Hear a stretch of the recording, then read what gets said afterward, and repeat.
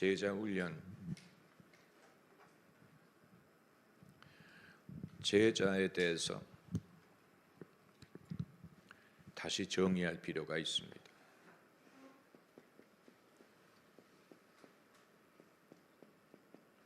제가 이전에 말씀드렸던 정의도 그릇되지는 않습니다.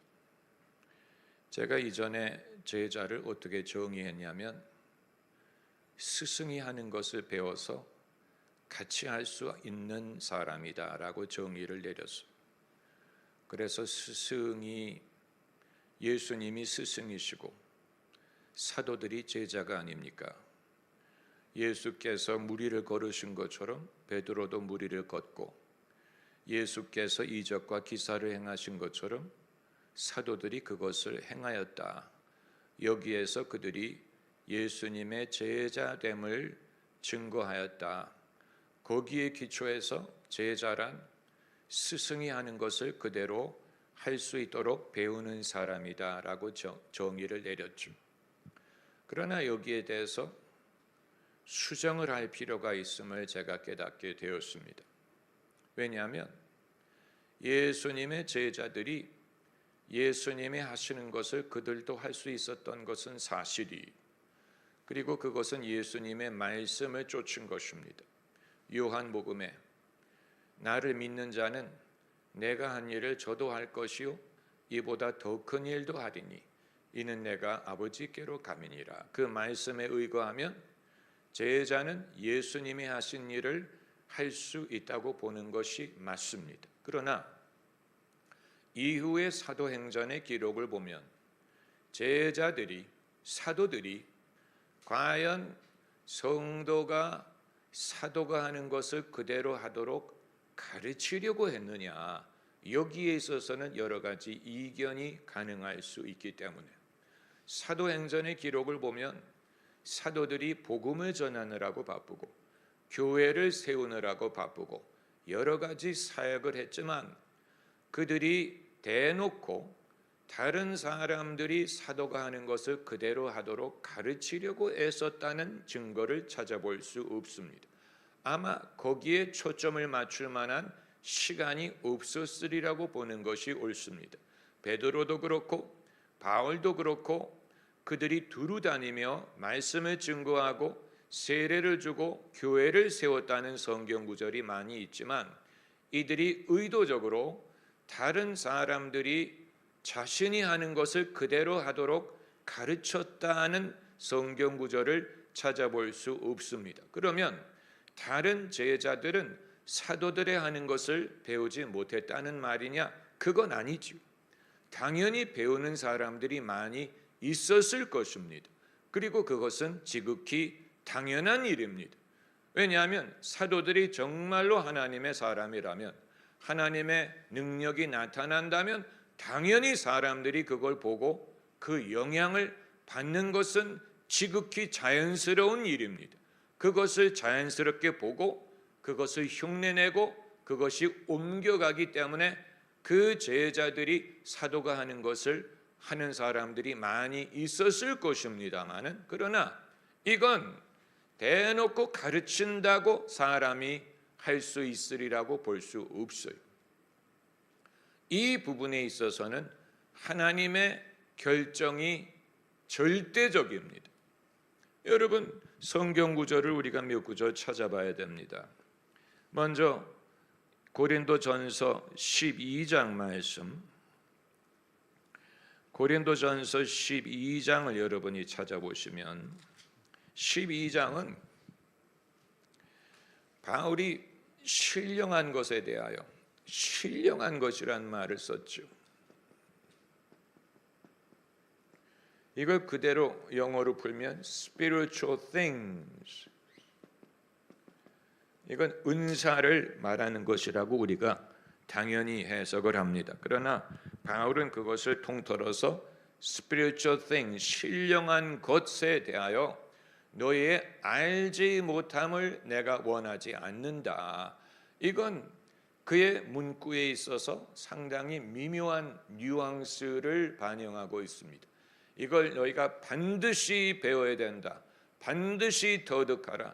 이걸 우선적으로 강조한다라고 말했다면 그런 문구를 썼겠지만 그러지 않고 알지 못하는 것을 원하지 않는다. 모르는 것은 내가 원치 않고 모르지 않기를 바란다. 약간 간접적인 문구를 썼다는 사실을 우리가 어느 정도 염두에 두면 바울이 이 글을 쓸 때 그의 마음가짐이 어땠을지를 어느 정도 가늠할 수 있습니다.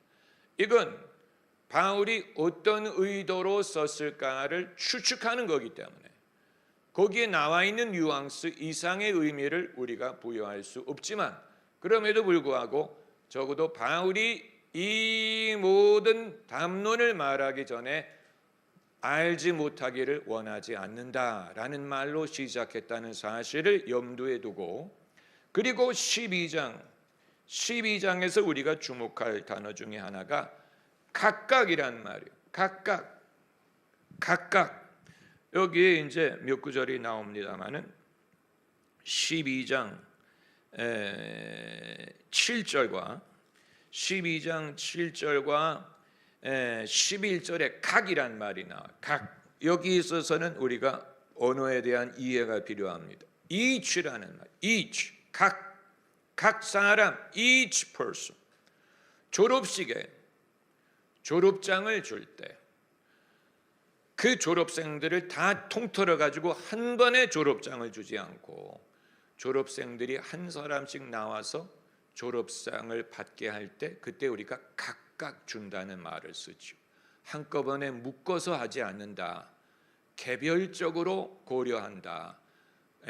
그 한 사람 한 사람에게 무엇을 준다라고 말할 때 각각이란 말을 쓰죠. 마찬가지로 성령의 은사를 말할 때 바울이 각자 each person이란 말을 쓴 것은 하나님이 일괄적으로 모든 사람에게 통틀어서 한꺼번에 성령의 은사를 수여하는 게 아니고 사람에 따라서 한 사람 한 사람 하나님이 그 사람 각자를 배려하신다라는 의미가 있습니다. 그러므로 일괄적인 것이라고 볼 수 없고 한 사람에게 요구하는 것을 동일하게 요구한다고 말할 수 없어요. 무슨 말인지 여러분 아시겠죠? 그래서 이 7절과 11절에 각 사람이란 말을 주신 것은 주님이 성령의 은사를 주시는 것도 이러하다라는 뜻입니다. 여러분 이 말이 참으로 중요한 것은 성령의 은사가 이렇게 중요하고 성령의 은사를 이렇게 강조하지만 그렇다고 모든 사람이 똑같은 성령의 은사를 받는다는 성경 구절은 없어요. 그러므로 우리의 관점은 나는 어떻게 하면 아무개처럼 은사를 가질까 하는 게 아니고 내게는 어떤 은사를 허락하셨느냐를 아는 것입니다. 내게는 어떤 은사를 주셨는가를 아는 것이 나도 저 사람처럼 해야 되나 내가 저 사람의 은사를 가져야 되나라는 강박으로부터 멀어질 수 있습니다. 자식을 키워본 부모는 알죠. 모든 부모는 자기를 기준으로 생각하는 부분이 있을 거예요. 그래서 내 자녀가 적어도 나처럼 되기를 바란다. 그것처럼 이기적인 게 없는데 그것처럼 자기중심적인 게 없죠. 사실 생각해 보면 외국에서는 사람의 이름을 지을 때 자식의 이름을 지을 때 딸에게는 그렇게 하지 않는데 사내에게는 아버지의 이름이 존 스미스면 아들의 이름을 존 스미스 주니어라고 짓는 사람이 있죠. 주니어라는 말, 주니어라는 이름을 짓는 그건 아버지의 마음을 이해하지 못하는 게 아니에요. 아버지의 이름처럼 자식도 똑같은 이름인데 주니어, 존 F 케네디 주니어라는 말이 들어가. 그럼 그 다음 세대 가면 어떻게 되느냐? 존 스미스 the third. 여러분 그런 사람들 이름 보셨어요? the third. 무슨 영국의 왕도 아니고 교황도 아니고 정말 사람의 이름을 존 스미스가 할아버지인데 아들의 이름이 존 스미스 주니어, 손자 이름이 존 스미스 third. 그 다음 세대 가면 fourth까지 가는 것도 가능해. 그런데 이제 그 정도 하게 되면 이제 너무 사람들 보기에 학교에서 놀림 대상이 되겠죠. 그러나 그 정신을 이해할 수 있는 거는 자식이 이름을 담는 것처럼 속성을 담고 그 직장을 담고 인생을 담기를 원하는 마음이 있으니까. 그렇죠. 저희 아버님도 만약에 제가 이민을 가지 않았으면 아버님이 다니시던 학교를 저도 다니기를 원하는 마음이 아버님에게 있었어요. 그러나 제가 몇 학년이었습니까? 고등학교 입시가 사라짐으로 이제는 그게 무의미한 게 됐죠.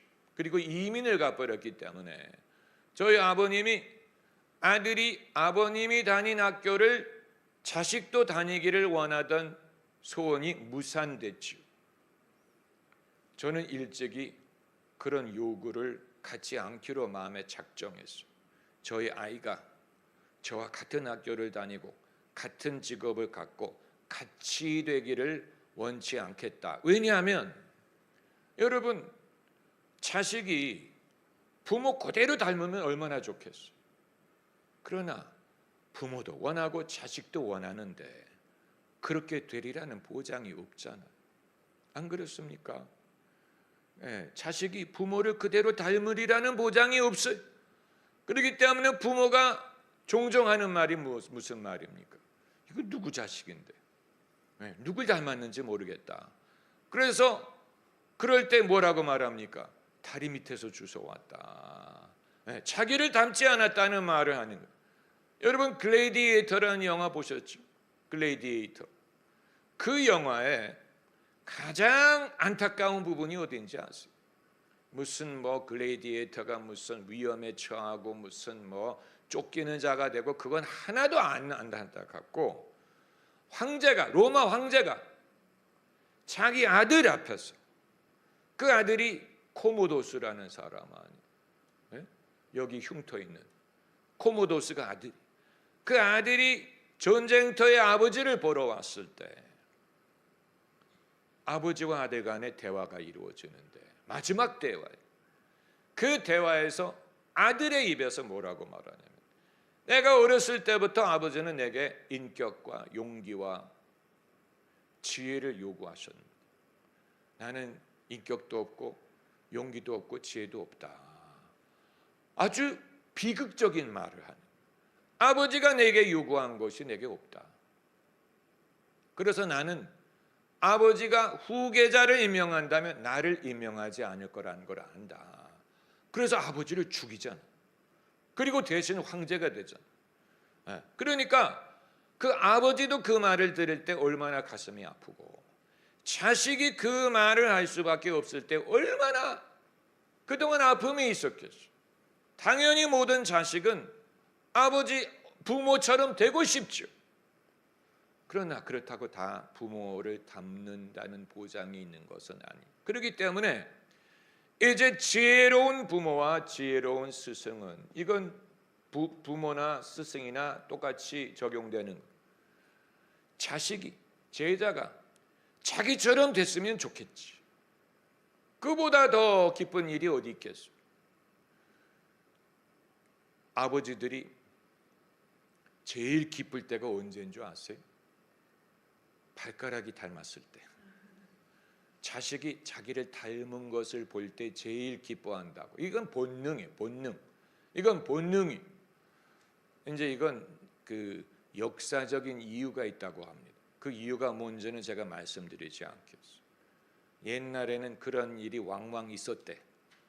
그래서 아버지가 이게 정말 자기 자식인지를 확인할 수 있는 길이 닮은 구석을 보기 전까지는 알 수 없었다는 역사적인 그런 유래가 있는데 모든 엄마도 마찬가지일 거예요. 어머니들도 그러세요? 어머니들도 자식이 엄마를 닮은 것을 볼 때 기쁘세요? 네, 그렇죠. 스승도 마찬가지요. 그러나 그게 소원이지만 모든 제자가 스승을 그대로 닮으리라는 보장은 없어요. 스승이 하는 것을 제자도 하고, 잘하는 것을 제자도 하고, 다시 말하면 잘 배우는 제자가 되리라는 보장이 없다는 얘기예요. 그럼 제자 훈련이 어떻게 성립된다는 말이냐? 어떻게 하면 훌륭한 스승과 훌륭한 제자라는 것을 확인할 수 있느냐? 그래서 성경 구절을 우리가 요한복음 8장 31절을 찾아보세요. 요한복음 8장 31절에 예수님이 대놓고 누가 제자냐는 말씀을 하셨어요. 8장 31절 찾으신 분 같이 읽으시겠는? 그러므로 예수께서 자기를 믿은 유대인들에게 이르시되 너희가 내 말에 거하면 참 내 제자가 되고, 누가 예수님의 제자냐 하는 기준을 분명하게 말씀하셨어요. 너희가 내 말에 거하면 참 내 제자가 된다. 진짜 제자. 여기에 기준이 있어요. 이건 예수님에게도 마찬가지고 오늘날 우리도 마찬가지죠. 훌륭한 제자는 누구냐? 스승이 하는 말, 스승이 가르친 교훈, 스승이 가르친 정신에 거하는 사람. 네, 이게 기준. 저는 저에게 좀 혹독했던 것 같아요. 그래서 진짜 제자는 내가 하는 일을 그대로 할 줄 아는 사람이어야 될 텐데 그런 사람이 별로 누군지 알 수가 없는 거예요. 도대체 내가 할 수 있는 것을 그대로 따라하는 사람이 누가 있을까? 별로 없는 걸 보니 내가 제대로 가르치지 못했나 보다. 내가 좀 더 닥달하고, 내가 좀 더 푸시하고 강조하고 데려다가 가르치고 하게 하고, 그렇게 했으면 진짜 제자를 만들 수 있었을 텐데 내가 하는 것을 그대로 따라하는 사람이 그렇게 많지 않은 걸 보니까 내가 제대로 제자들을 가르치지 못했나. 그러나 거기에 대해서 오랫동안 고민하고 생각하고 연구하고 경험을 해봤더니 성경에도 엘리야의 한 것을 그대로 따라한 사람은 한 명뿐이었어요. 엘리사 선지자. 엘리사 선지자는 엘리야의 한 걸 그대로 따라했어요. 그러나 그건 하나님이 엘리야의 기름 부음을 엘리사에게 이어주었기 때문이고, 그것마저도 엘리야가 떠나간 후에 그렇게 했기 때문에 가능한 것이고, 그 이외에도 선지자 생도들이 많았어요. 찾아보지는 않겠지만 엘리야를 따르는 생도들이 많았어요. 그들이 요단강 저편에서 바라봤다 그랬죠. 엘리야가 불말 타고 올라갈 때 그 이외의 생도들은 요단강 저편의 반대편에서 지켜봤는데, 아무리 불의 종 엘리야라고 하더라도 엘리야가 하는 일을 그대로 따라할 수 있었던 사람은 한 명뿐이었어요. 그리고 엘리야 자신도 누군가가 자기 하는 일을 그대로 따라하도록 만들려고 애쓴 것처럼 보이지 않아요. 왜냐하면 엘리사가 쫓아올 때마다 자꾸 떼어내려고 했기 때문에. 왜 따라하느냐? 너는 여기 있어라, 너는 여기 있어라, 떼어내려고 한 걸 보면 엘리야 자신도 엘리사가 기대하는 것이 얼마나 어려운 것인지를 알고 있었습니다. 내가 나에게 어려운 것을 구하는도다 라고 엘리야가 말한 것을 보면 이게 어려운 것을 기대하는 거였어요. 어려운 거. 엘리야 선지자도 그 사실을 알고 있었어요. 마찬가지로 예수님의 제자들이 베드로, 요한, 야고보, 그 이후에 초대교회의 많은 인물들, 뭐 스데반, 빌립, 이후에 바울, 뭐 아볼로, 많은 사람들이 예수님이 하시는 일을 그대로 따라하고 이적과 기사를 베풀 수 있었으나, 그러나 동일하게 사람들이 동일하게 그런 능력을, 은사를 이어받았다고는 말할 수 없습니다. 사도행전을 읽어보면 예수님의 12제자 중에, 사도 중에 이적과 기사를 행했다고 구체적으로 언급하는 사람은 베드로, 요한밖에 없어요. 12명 중 다른 제자들의 이적과 기사에 대해서 말하지 않아, 구체적으로 언급하지 않아. 그리고 베드로 12명을 건너뛰고 그 다음에 이제 스데반으로 가고 빌립에게 가고 바울에게 갔지. 이 나머지 제자들에 대해서는 언급하고 있지 않은 것을 보면 이건 사람 마음대로 되는 게 아니었구나라는 것을 우리가 알 수 있어요. 사람 마음대로 되는 것이 아니었다. 제가 왜 이 말씀을 드리느냐? 제자 훈련을 하려면 제자가 뭐냐부터 분명하게 정의를 해야 되기 때문에 그렇습니다. 제자. 그래서 예수님이 너희가 내 말에 거하면 참 내 제자가 되고, 이게 기준이, 이걸 우리가 기준으로 채택을 하는. 저도 여기에 대해서 많이 고민을 해봤기 때문에 이걸 깨닫게 된 겁니다. 그냥 어설프게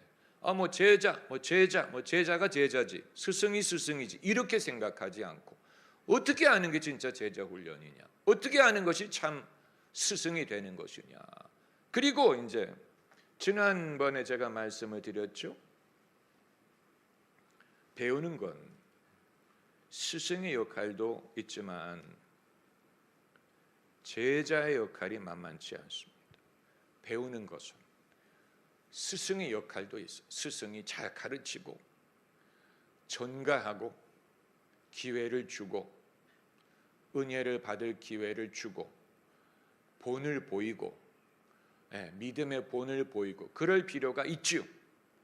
그러나 제자의 역할도 만만치 않아. 제자가 자기 마음속에 소원을 가져야 돼. 제자가 마음속에 소원을 가져야 돼. 자매님은 소원이 있어요? 그냥 막연하게 목사님 이게 아니고, 나는 아무개처럼 뭐를 하고 싶다. 나는 아무개처럼 설교하고 싶다. 나는 아무개처럼 이 시대에 사람들에게 복음을 전할 수 있는 지혜를 얻고 싶다. 나는 아무개처럼 하나님이 살아계시는 것을 사람들에게 증거하고 싶다. 소원이 있어요. 소원이 있는 것과 없는 것은 엄청난 차이가 있어요. 소원이 있는 것과 없는 것은 엄청난 차이가 있습니다. 그래서 제자가 스승이 기대했던 사람이 반드시 스승처럼 되는 게 아니고, 제자가 강력하게 소원하고 하나님이 뜻하신 사람이 스승을 닮습니다. 제가 그동안에 여러 교회에서 부목사로 섬기지 않았습니까? 과거에 제가 명성교회도 있어봤고 소망교회에 있었고, 그 이전에는 순복음교회 예배를 직간접적으로 접하고, 저희 집이 캐나다에 이민 갔을 때 저희 부모님이 이제 예수님을 믿게 되지 않았습니까? 그리고 은혜를 사모하시면서 그 당시에는 설교 카세트 테이프를 통해서 설교를 전해 들었어요. 그런데 한 번은 저희 부모님이 밴쿠버 순복음교회를 통해서 조영기 목사님의 설교 테이프 수백 개를 얻어왔어요. 이민 가방 하나에 가득 찰 정도. 그걸 부모님이 듣기 시작하셨는데, 그래서 저도 들었어요. 수백 개. 저는 직접 순복음교회 예배는 참석한 적이 별로 없는데 테이프가 설교만 녹음한 게 아니고 예배 시작부터 축도까지 다 녹음한 거예요. 앞뒤로 A면 B면. 그래서 예배 전체를 볼 수가 있었는데 저는 그걸 통해서 조영기 목사님의 설교만을 들은 게 아니고 그분이 강단에 올라와서 통성기도를 인도하시고 함께 찬양을 부르시고 성령의 은사를 사용하시고 그리고 설교를 하시고 설교 후에 사람들 영접기도를 시키고 병자를 위해 기도하는 것까지 다 들었어요. 그게 저에게는 엄청난 교육이 됐어요. 사람이 예배 중에 이런 식으로 성령의 인도를 받는구나. 사람이 성령의 은사를 설교 사역에 강단 사역에 이렇게 적용하는구나. 그걸 통해서 배운 거예요.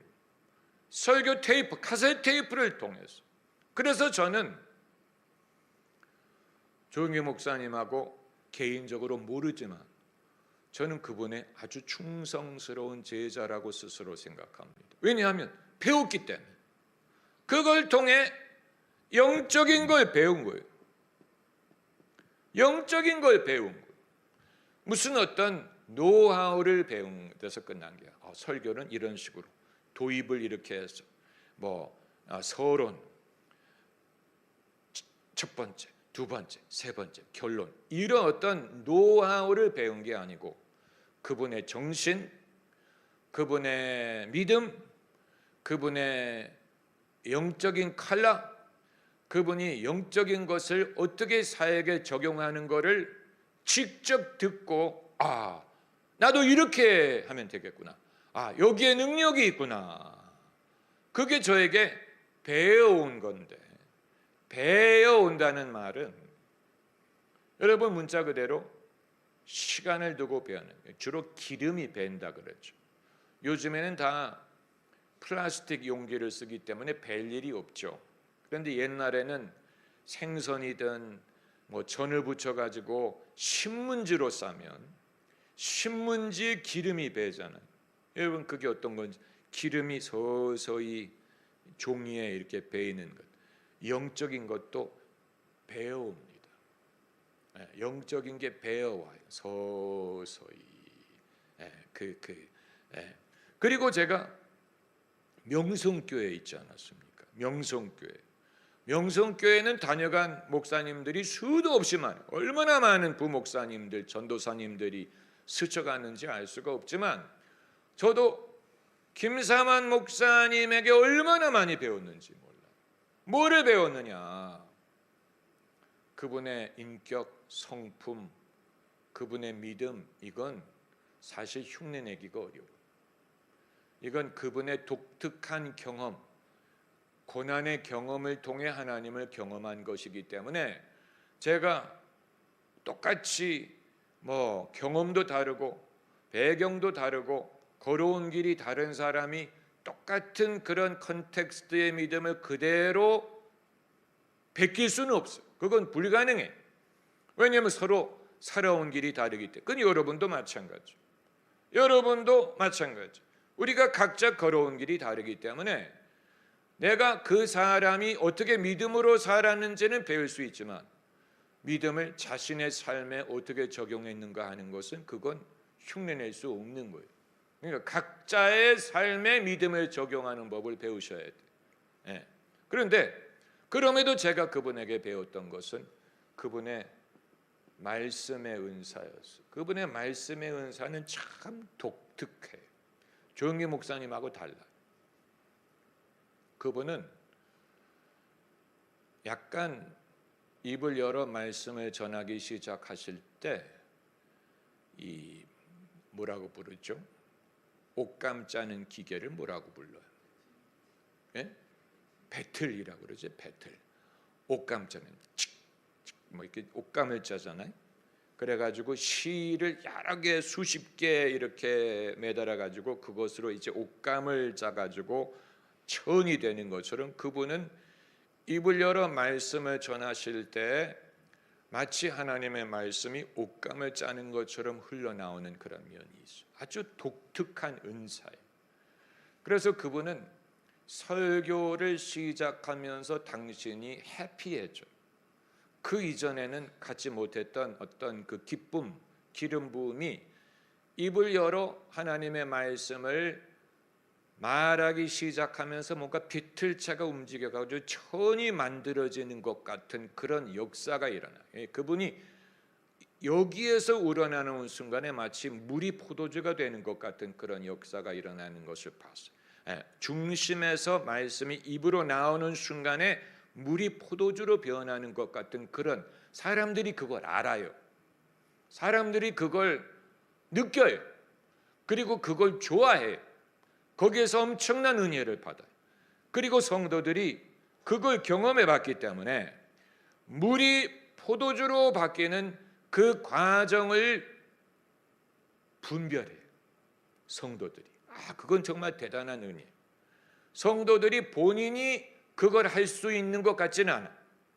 본인들이 스스로 물이 포도주가 되는 것 같은 그런 역사를 본인들이 할 수 있는 것 같지는 않으나 하나님이 쓰시는 사람을 통해 그런 식으로 은혜가 전달될 때 그것을 분별할 줄 알아서 굉장히 좋아하고 아멘으로 화답을 해요. 그건 대단한 신앙의 훈련. 저는 우리 성도들이 좀 그런 걸 분별했으면 좋겠어요. 왜냐하면 그 순간을 성도님들이 얼마만큼 느끼는지 제가 알 수 없기 때문에. 그러나 명성교회 가면 성도들이 얼굴이 그 물이 변해서 포도주가 될 때 성도들이 얼마만큼 맛있게 그것을 받는지가 느껴져. 얼굴에 그게 느껴지는 그 교회에 주시는 일종의 은사예요. 제가 그걸 보고 나도 저걸 하고 싶다라고 배운 거예요. 내가 저걸 배워야 되겠다. 저게 저분이 가진 은사다. 하나님이 저분에게 주신 은사가 저것이다. 물론 이제 그걸 실천하는 방법은 사람에 따라 다를 거예요. 그건 복사할 수 없어요. 복사하면 저는 복사본이 될 거예요. 그건 복사해서 되는 게 아니고 원리를 터득해서 저의 고유한 방법으로 그것을 실천해야 돼요. 여러분 그 차이를 아셔야 돼요. 그냥 흉내내는 것은 복사본이 되는 거고 정신을 깨달아서 내가 내 현실에 그것을 적용하는 법을 배우는 것은 차이점이 있어요. 복사하면 은혜가 없어요. 복사하면 사람들이 싫어해요. 그래서 그분의 예와 같은 것을 제가 흉내내죠. 사람들이 시험에 들어요. 그분이 할 때는 다 좋아했는데 그 예화를 제가 흉내내면 사람들이 지적을 해요. 목사님 그 사실 아닌데요? 정말. 그러나 그 정신을 깨달아서 저의 형편에 적용을 하면 사람들이 좋아해요. 여러분 그 차이를 여러분이 이제 아시기를 바랍니다. 그 차이를.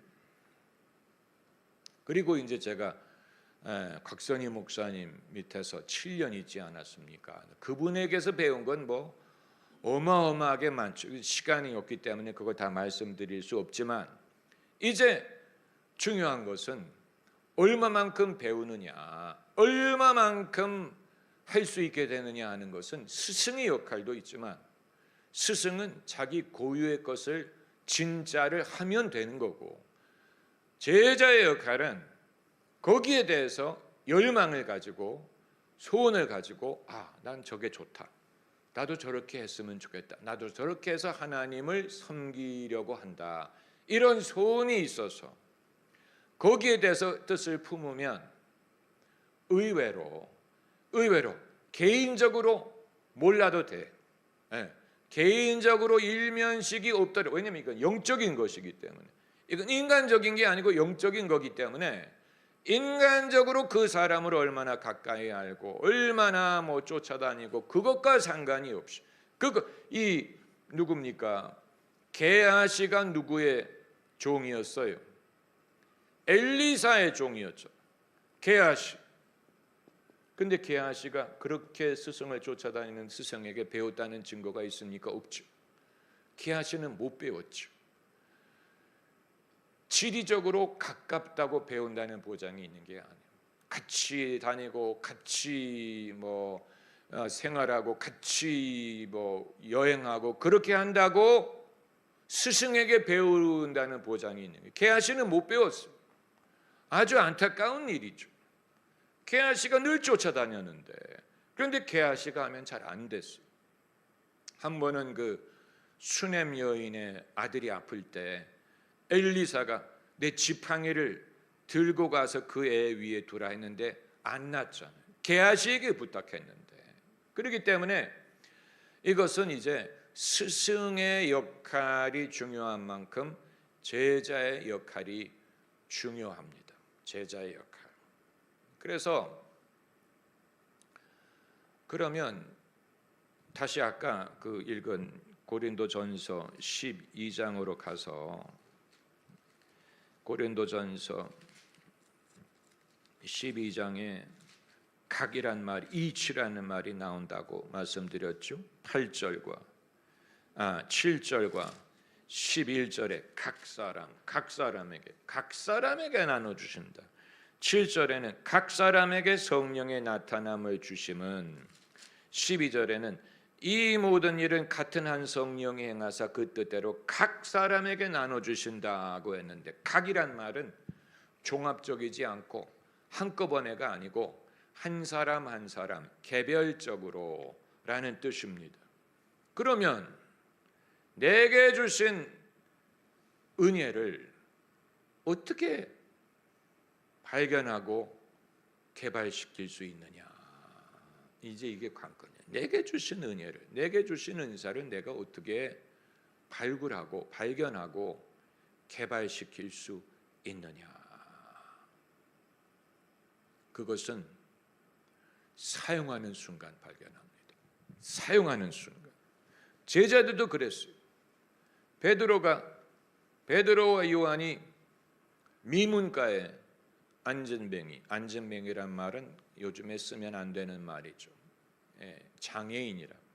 그런데 성경에는 안전뱅이라고 썼기 때문에 베드로와 요한이 미문가의 안전뱅이에게 은과 금은 내게 없으나 내게 있는 것으로 너에게 주노니 나사렛 예수의 이름으로 일어나라 할 때 병자가 일어났죠. 그런데 그건 그 순간에 병자만 일어난 게 아니고 하나님이 베드로에게 주신 은사가 나타나는 순간, 그 순간에 두 사람이 일어난 건데 병자가 일어났고 하나님의 종이 자신에게 주신 능력이 나타나는 순간, 그 순간에 베드로가 그것을 발견했다고 보면 됩니다. 그 이전에도 그런 능력이 있었겠지요. 그러나 성경이 이 사건을 최초의 베드로의 이적으로 기록을 했잖아요. 베드로가 구체적으로 행한 최초의 이적으로 사도행전 3장의 미문가의 안전뱅이를 일으킨 사건을 기록한 것은 이 순간에 하나님이 베드로에게 주신 은사가 나타나는 순간이었기 때문에, 그러므로 그 순간에 병자도 일어나고 베드로의 은사도 일어난 거예요. 나타난 거예요. 베드로도 그 순간에 하나님이 나를 통해 이런 일을 행하시는구나 하는 것을 발견한 거예요. 이건 섬기는 순간에 발견합니다. 섬기는 순간.